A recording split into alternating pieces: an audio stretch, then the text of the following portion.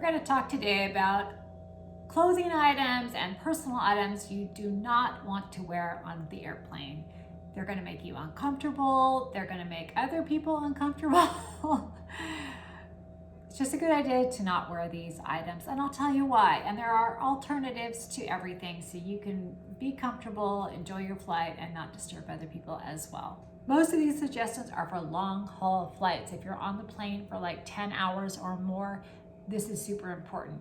If you're only on the flight for an hour, okay, do it. But, okay, the first item to not wear on the plane is tight, stiff jeans. Denim in general is not the most comfortable fabric to wear on an airplane, especially if it's tight and stiff. So those might be cute, wear them once you get wherever you're going, but don't wear them on the plane. Wear an alternative like a cargo pant or a sweat pant or some kind of a lounge pant, something that you can be comfortable in. The second thing you don't want to wear is a giant buckle, like a really big buckle right here at your waist. You're going to be sitting down, it's going to dig into your skin, it's not going to be comfortable. Pack that in your bag, wear a smaller belt if you want any belt at all. White pants of any fabric, I do not recommend that you wear on the plane. Or white shorts.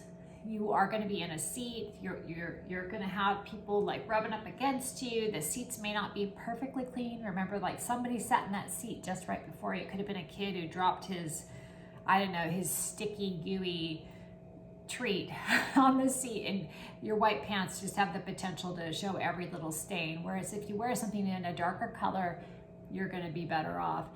Heavy, strong smelling perfumes. This is my number 4. Heavy, strong, perfumed anything, shampoo, conditioners, lotions, anything with a strong scent. It's just nice to not kind of inflict that on other people in close quarters on an airplane. Wear that once again at your destination, but maybe just don't wear that on the day that you're gonna fly. And the passengers around you will thank you for it, even though they won't know that you didn't wear the thing, but you know what I mean. I don't recommend wearing a oversized clothing of any kind, like a big giant sweatshirt or a big flowy poncho, or just like a big giant puffy jacket. Anything that's really oversized and very large, I would not wear on the airplane. You might need it where you're going, so pack it in your suitcase, but it's gonna be too big while you're on the plane. And it actually kind of restricts your movement to have a lot of fabric around you. So on the airplane, I would wear that kind of stuff. If you're getting anything out of this video, please hit the like, please hit the subscribe. It really helps my small channel to grow and get to more people. Thank you so much for being here. The next thing you're not gonna wanna wear are clothing items that are very loose and flowy that might in the bathroom be a problem. Like a maxi skirt or maxi dress where the hem goes all the way to the floor. If you are in the bathroom where there is suspicious liquids on the ground that are there and that you don't want your clothing to touch, I would not wear those items. I would not recommend wearing a jumpsuit. A jumpsuit is something you have to take off the top to take it all the way down so that you can use the bathroom. So that's hard in an airplane bathroom. But once again, if you're lucky, you won't hit the ground with that stuff, but it's gonna be very hard to not hit the floor. And those suspicious liquids on the floor in the bathroom, we don't wanna touch those ever. Those are not good.